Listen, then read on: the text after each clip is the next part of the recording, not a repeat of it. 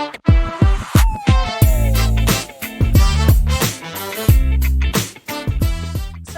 I actually had a question specifically for the first short story, which also is the title of the book. But I was wondering if A Professional Lola is a real thing or if it's fictional, a fictional idea that you created for your story. That's a question I get a lot, and I have a lot of people who tell me that, oh yeah, I remember getting my own professional, but it's something I completely made up.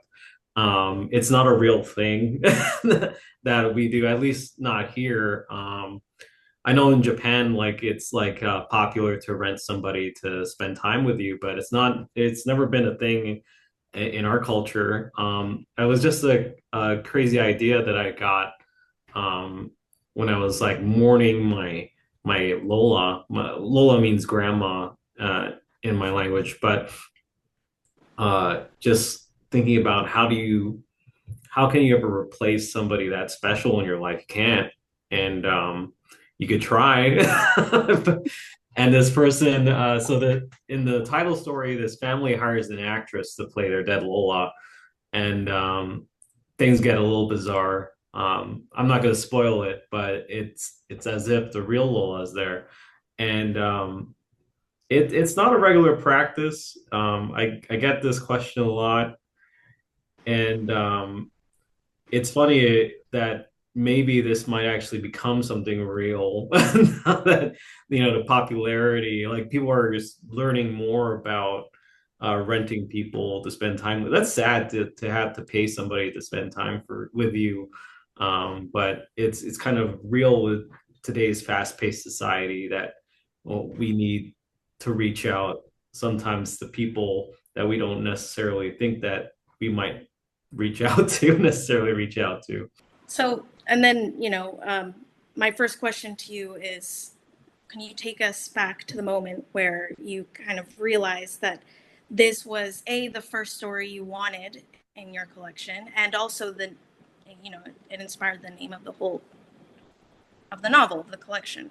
So you can kind of just talk a little bit about that as well. Yeah, I knew for sure that this was going to be the first story in the collection. I think it's what ties in all the stories together. It's all about the roles we play in other people's lives, like who we're supposed to be and who we really are, and the interconnectivity of those expectations that people have of us and what we have of other people.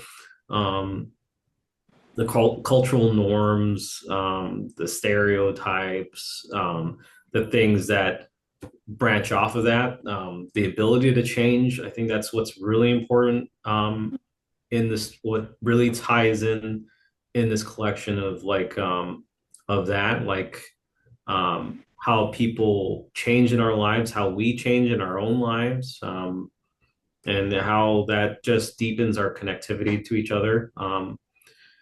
Also, loss is a big thing. It brings about more things than we lose, and realizing that and celebrating that is part of our culture, I think. Yeah, I would say that. I mean, if I have to think about it, yeah, loss brings people together in a way that we don't always expect. Um, Definitely. um, so my next question is, your collection of stories features a wide range of characters from different generations and backgrounds. How important was it for you to showcase the diverse facets of the Filipino American diaspora? Uh, you know, I think the heart of these stories is I grew up not reading any Filipino American literature, and then I discovered Filipino American literature, but I didn't see the kind of stories from my generation or the kind of characters or the kind of people that I grew up with. So I wanted to write my generation's experience and my perspective of Filipino Americans here. Um, and sharing this work and having people read the book and being able to connect with other people like that has been such a blessing, such a great experience because I've been able to connect and provide an experience for people who haven't been able to find themselves or our generation in there. So it's very important to write those characters in there. I also think about um, the older generation or this new generation of kids having different experience from what I have, and them being able to compare what I experienced when I was younger or what I'm experiencing now and what they're experiencing. And it's a really interesting conversation piece because it just shows how many different kinds of Filipino Americans there are, how many different kinds of Filipinos there are. Sure, we have our similarities, but there's a lot more differences. And one person's perspective validates another. I don't think I used to be afraid of sharing my experience because I feel like less than other people. But being able to share these stories and find a connectivity, it kind of uh, it kind of validates my experience, validates my identity, and really, I think as a writer, like in general, not just a Filipino American writer, but as a writer, being able to validate yourself and the stories that you tell, I think that's important to me.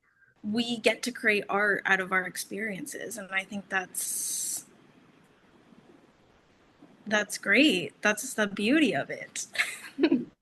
What you said about every person's experience is different, even within the same culture, and also being like immigrated to the U.S.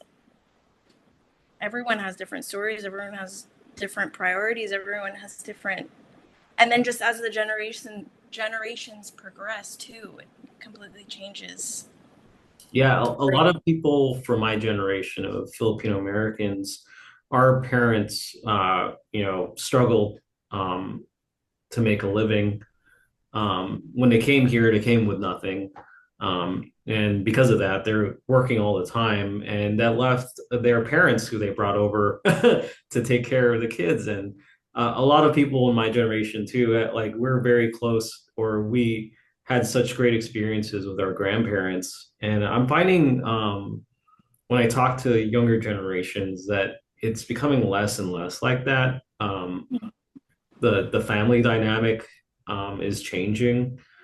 Um, so I wanted to share kind of my background of that and how important my my the older generation was in learning about culture. I'm finding a lot of younger generations being raised by my generation, which most of us who like didn't grow up in the Philippines were like passing on secondhand knowledge, and that's kind of backwards. So I'm finding though that a lot of younger kids are embracing more of the culture now than ever before. In the past, most of our parents, my generation's parents, wanted us to Americanize as much as possible, and now it's not so much the case. Like now we're embracing more of our culture. Um, while we're here. And I love that. I love that some of the kids who are raised by people like me know more about the culture than, than we do. So that's great. I'm looking forward to seeing the future. I I think this whole conversation, I relate to it as having Hispanic immigrant parents, and I definitely agree, and I see very similar things to what you're saying. Obviously, a different culture, but I think it's very important, and um, and yeah, and I relate in a similar aspect. I truly relate to what you're saying. My next question is, what advice would you give to aspiring Filipino American writers who are trying to find their voice and tell their stories? Um, well, that's a hard one. I mean, like the advice I give to every writer is to write and read what you want to write, read what you Mm, yeah. read what you like to read, um, and then I always say um, that when you try to emulate a writer and you fail, that's where your voice is because you can't help but be who you are. I remember when I was younger, I didn't want to. I felt like I would be a sellout if I wrote about my culture, so I tried to avoid it as much as possible. But I realized that the more I strayed away and didn't embrace it, the less of an authentic voice that I had. So when I started to embrace like writing about my culture, like why not? You know, I I realized that I was like tying one hand behind my back while I was writing, and um, my true voice was there when I started writing stories that included my culture in it, and I think too. When you have like use everything to your advantage. Benjamin Percy wrote this book about writing called Thrill Me, and in it he talks about the well. We are always afraid of the well drying up of all our ideas and all that we have to write about, but that well never is dry. It always fills up again. So use everything about yourself, everything that you know, everything that you plan to write, and everything that you write, and because you're never going to run out of ideas. I think that's that's something that I like have to remind myself every time while I'm writing is like, and I'm not going to save this idea for later. I'm going to try to use it or incorporate it as much as possible. Oh, that's so it reminds me of I studied like wanted to study creative writing because in high school it blew my mind how authors came up with their ideas.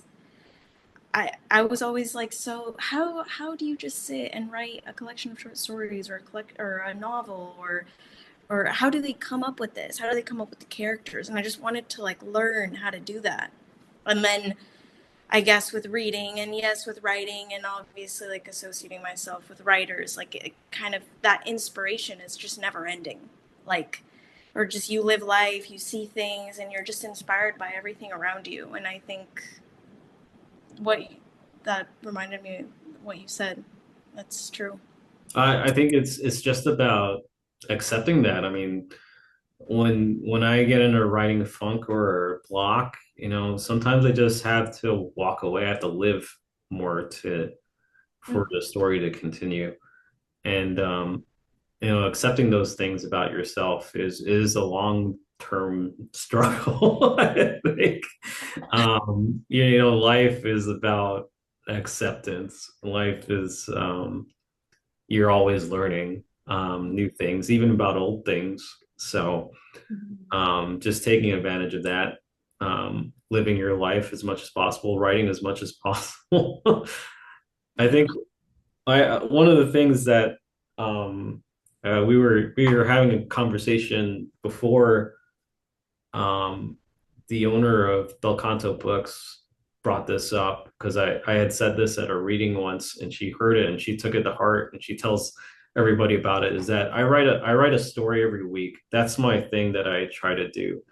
Like at least one short story a week, or if I'm writing a book, at least a chapter every week, just to hold myself accountable. It's not like if I don't hit it, I'm not gonna get penalized, I'm not gonna get fired or anything like that. But that's something I try to do on a regular basis. Like even if it's not good, just produce something.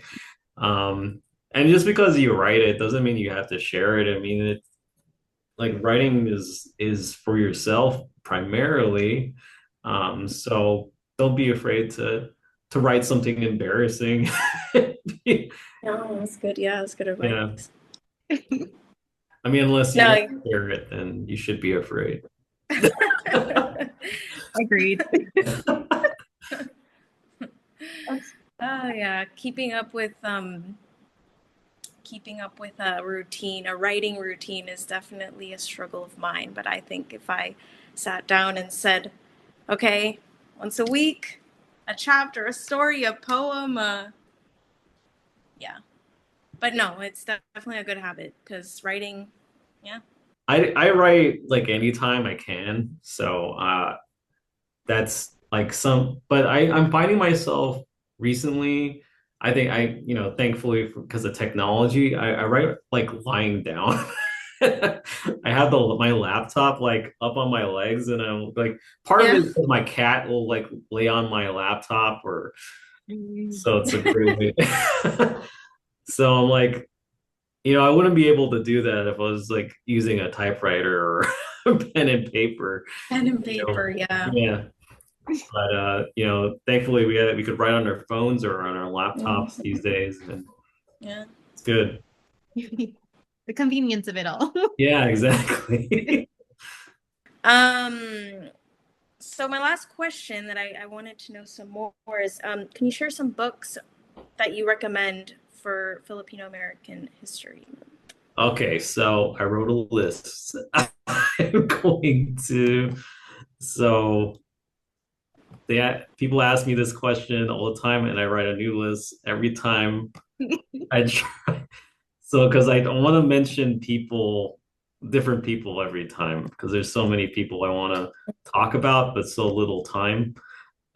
So I made a new list. Well, I put some oldies on here because I have to. Yeah. Um, And I did share some on the Substack for the podcast that just came out. So there's a list there of authors and books that were mentioned. awesome. So my favorite Filipino American book of all time is Jessica Hagedorn's The Gangster of Love. It is so crazy. And I think anybody, you don't have to be Filipino American to enjoy it. It's awesome. If you like House on Mango Street or Sandro Cisneros, um, Jessica Hagedorn's great, but The Gangster of Love is like this crazy Filipino American immigrant experience. And I mean, it's in the title, The Gangster of Love. It's so awesome. So I recommend that. So if you like literary classic, that's Jessica Hagedorn. If you like mystery thriller, Cindy Fazzi, a fellow writer friend of mine, she just came out with a republishing of an old book, and the sequel to it, which is so Danger No Problem, is the retitle of this book called Multo, but means ghost in Tagalog. But Danger No Problem is the first book, and then it was released simultaneously with the sequel, Sunday or the Highway. So that's really cool. If mystery thriller is not your jam and you like romantasy, Oh. there's a cozy romantasy, not for the kiddies. That means there's some spice level to it. Tia Guanzon's Tusk Love. It just came out. I heard it's very good. It made people take their kids out of the reading. So if you like that, it's if you're into middle grade YA books, Tracy Badwa has so many of them. Her newest one is called Ghoul Summer. It's a very fun book. If you're into poetry, one of my favorite poets is Luisa Gloria, and my favorite chapbook of hers is Maps from Migrants and Ghosts.